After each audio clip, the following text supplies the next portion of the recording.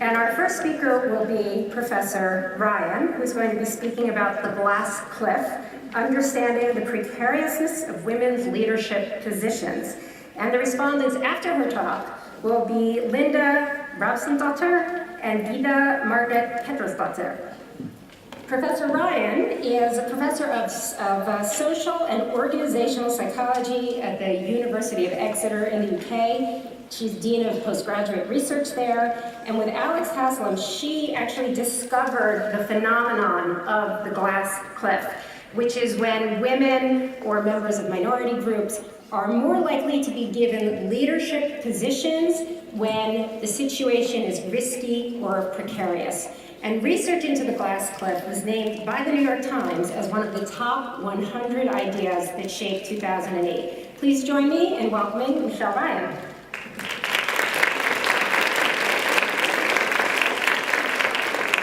Wonderful. Thank you so much, Joanne, and thank you very much for inviting me here. It's really a pleasure to be able to speak to you about my research. So, as Joanna alluded to, I'm going to be speaking about the glass cliff. I've been doing research on the glass cliff for about a decade now, and what really interested me is what happens once women break through the glass ceiling. What happens when women start to take on leadership positions? So I'm going to take you on a little bit of a whistle-stop tour of the research that we've been doing over the last 10 years or so. So the research really started with this newspaper article. So research doesn't usually start with newspaper articles. It usually starts with big ideas or big problems, but this actually started with a newspaper article which was on the front section of the the front page of the business section of the Times in London. Someone put this newspaper article in my pigeonhole at work. I guess they thought I would be interested in it. And I thought it was going to be a positive, sort of upbeat story about women smashing through the glass ceiling. So there she is in her business suit. She's got her sledgehammer there. But when you start to read the newspaper article, it wasn't a positive and upbeat story at all. So I'll read you a quote from the article. So much for smashing the glass ceiling and using their unique skills to enhance the performance of Britain's biggest companies. The triumphant march into the country's boardrooms has instead wreaked havoc on companies' performance. So what the journalist here is saying is, yes, there are women breaking through the glass ceiling, but once they get there, they're causing no amount of trouble. Okay, so let's see what sort of evidence there is for women wreaking havoc, especially, in where they're talking about here. Every year, the Cranfield School of Management in the UK puts out what they call a FTSE 100 index. So it's the top 100 companies on the London Stock Exchange, and they rank them relative to the proportion of women that they have on their boards of directors. So at the time that this article was written, at the end of 2003, 6 of the top 10 companies, so those that were doing the best, that had the most women on their boards of directors, they were actually underperforming, so that their share price was lower than to be expected. But the bottom 5 companies, and these are companies with mainly all men on the boards of directors, they were doing better than to be expected. So what was the conclusion then? Corporate Britain would be better off without women on boards. So that's a strong statement, isn't it? And I know that British newspapers are known for their sort of tabloids and their big sort of silly stories, but this was a very respected newspaper, front page of the business section of the Times, saying maybe we'd be better off without women on boards.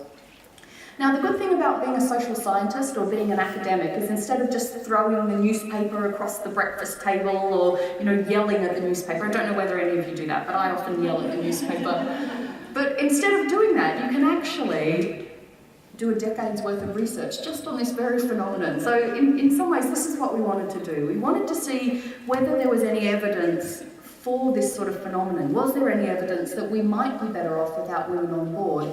Or is this just some sort of journalistic license that's going on there? When we looked at the data a little bit more generally, when we looked at the number of women on boards of directors across all the 100 companies on the stock exchange, not just the top 10 and the bottom 5, and we looked at the proportion of women on boards, we find what we call a marginally significant correlation. But all that means is there's a tendency that the more women there are on boards of companies, the worse their share price tends to be.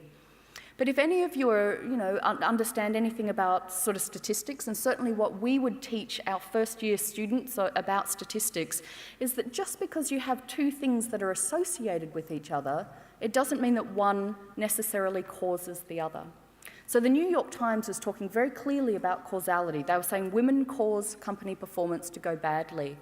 But our question was, maybe you can have these two things associated with each other, but the causal sequence could actually be reversed. So perhaps women only get given leadership positions when companies are actually doing badly.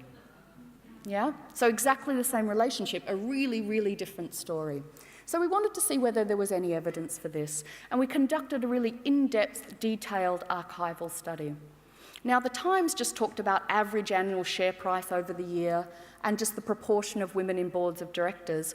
What we wanted to do was something a little bit more nuanced, and we did a much more detailed analysis of what might be going on. Now, I'm not sure how well you can see that up on board, but I'll just talk you through it very quickly. Instead of looking at the number of women on boards of directors, we actually looked at their appointment. So we could look at share price before and after their appointment. Because if a woman's been on a board of directors for 10 years and suddenly the share price goes down, it's hardly her fault. What we want to see is if they come in, does share price go down afterwards? And what happens beforehand? So we had a sample of women who had been appointed to boards of directors, FTSE 100 companies. There were 19 of them in the year. And we had a matched sample of male appointments. Now, anything above that bold horizontal line there is an increase in share price performance, and we looked at it month on month. So not really very nuanced, but much more nuanced than just average annual share price. So anything above is a percentage increase from the month before. Anything below is a percentage decrease. And then if you look at that bold, if you look at the light blue line with the red dots there, which hopefully you can see there, it hasn't come up very well, I'm afraid, that's men. So you can see that if the bold line going up and down is when they're appointed, you can see share price just going up and down, before and after, because that's what share price does. It goes up, it goes down, and there's no real discernible pattern. But what was much more interesting to us was what was happening with the purple line. So for what was happening when women were appointed to boards of directors, before and after. Well, what you can see is after, you've actually got share price going up. It goes up about 3%, it goes up 4%, it goes up another 4%. Those are in the months immediately preceding. If you continue down the line, you can continue to see sort of share price going up and down, but certainly not plummeting down. Certainly women aren't wreaking havoc. But what was much more interesting to us was what was happening beforehand. And you see this constant pattern of poor company performance. So you've got a drop of 4%, a drop of another 6%, another 4%, another 5%, and then women are appointed to their boards of directors. So what we have is, rather than women wreaking havoc, we've got poor company performance preceding women being appointed to the boards of directors. So really, contrary to the Times report, the appointment of women to the boards of directors was not at all associated with a subsequent drop in performance, but rather companies that had appointed women had experienced this consistent pattern of poor company performance. And now, because every research project needs a sexy metaphor, we coined the phrase of the glass cliff. So everyone had heard of the glass ceiling, but the idea of the glass cliff is these women are in high positions. They're up on the top of, of their game. They're on the boards of FTSE 100 companies.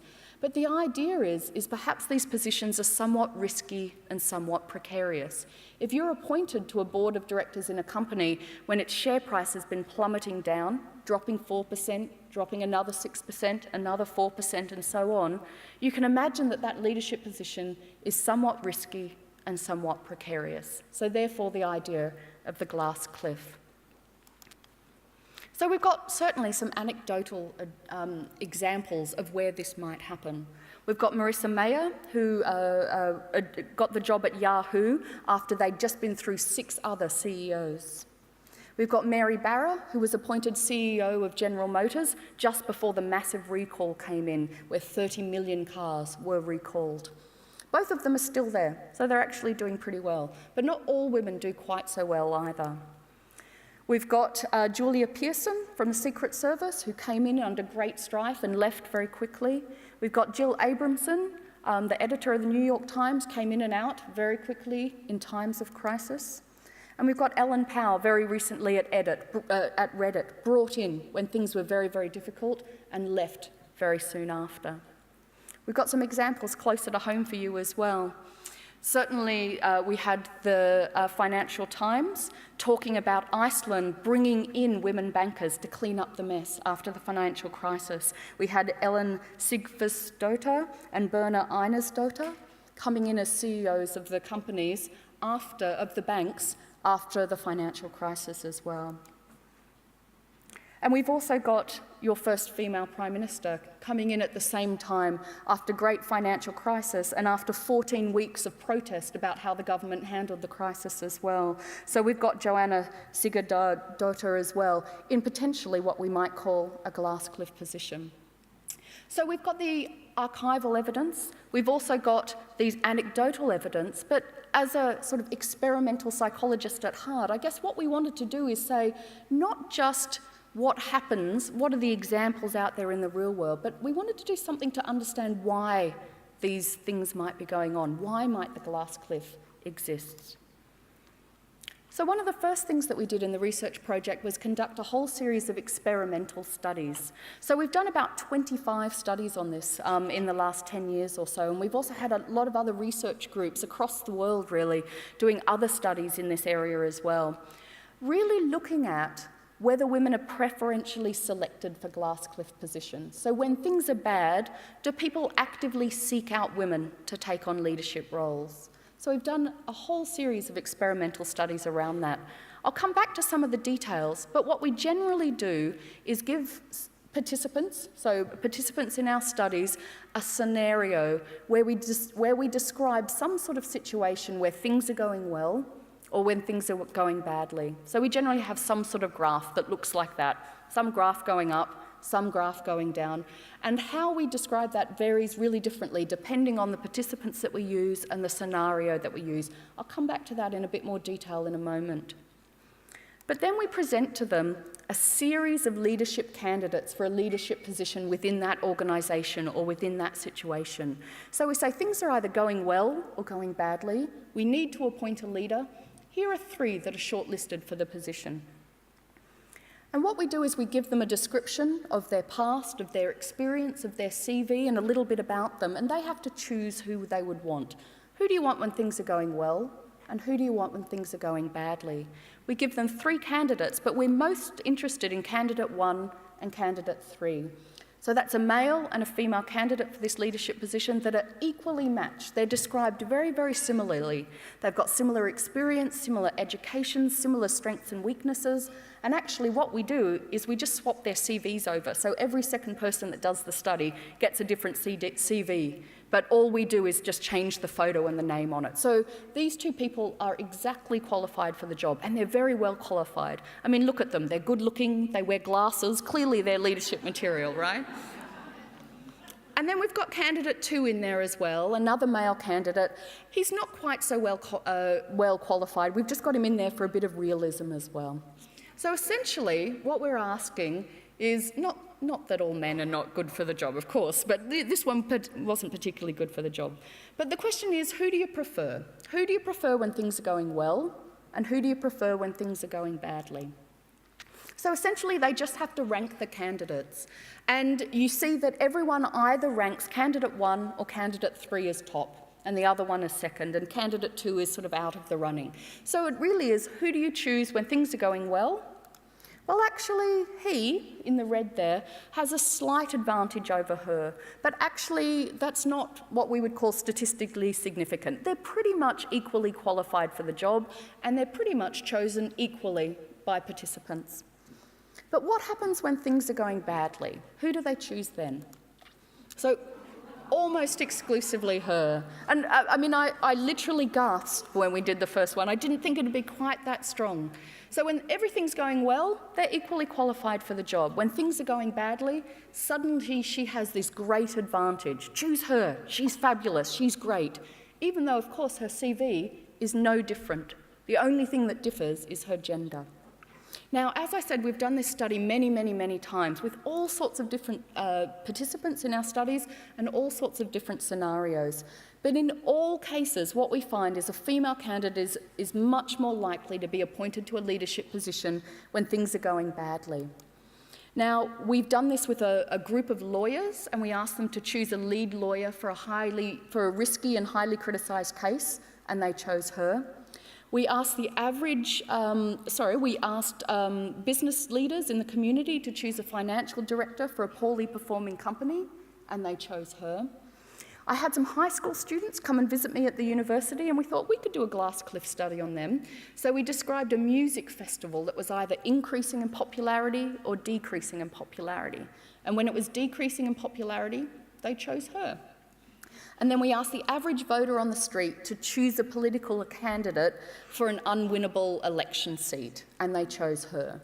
So we've got really, really different participants, really different definitions of leadership, but what's really consistent is that they choose her when things are difficult, when things are in crisis, when things are risky. So now we've got this idea that we can show it in the FTSE 100, we've got these anecdotal evidence, we've got this series of studies that says, well, it's something about the selection process. We select women when times are in crisis. But hopefully what's sort of going on in the back of your head is why? Why do we choose women? Why do we want women to lead in times of crisis? So this is Eleanor Roosevelt, and she's got a fantastic quote that I once saw on a fridge magnet that says, "Women are like tea bags. You don't know how strong they are until you put them in hot water," right? So I guess what she's saying there is that women have these particular strengths that sort of come to the fore in times of crisis. So what we're really talking about here, and what Eleanor Roosevelt is talking about here, is that we have stereotypes about gender and about women that basically says there's something about women, their traits or their abilities, that make them really good in times of crisis. So is that what's going on here? Do we think that women are just great in times of crisis? Now that's a really positive explanation, isn't it? And let's explore that for a minute. So what we did, and I'll just go through this quickly, is that we did a quite detailed psychological experiment where we had a list of traits, 92 different traits, so adjectives that you can use to describe people. Some of them are quite positive, some are negative, some are gendered and some are not.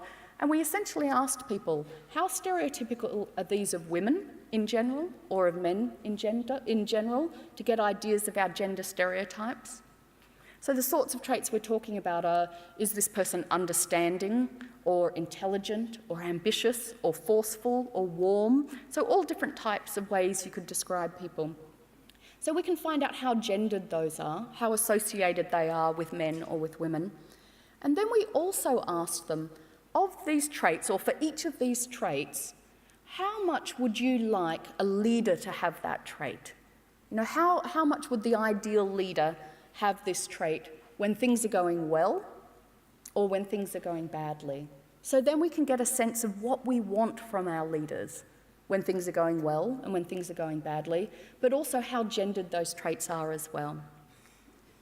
And what we can do is we can look at the association between those.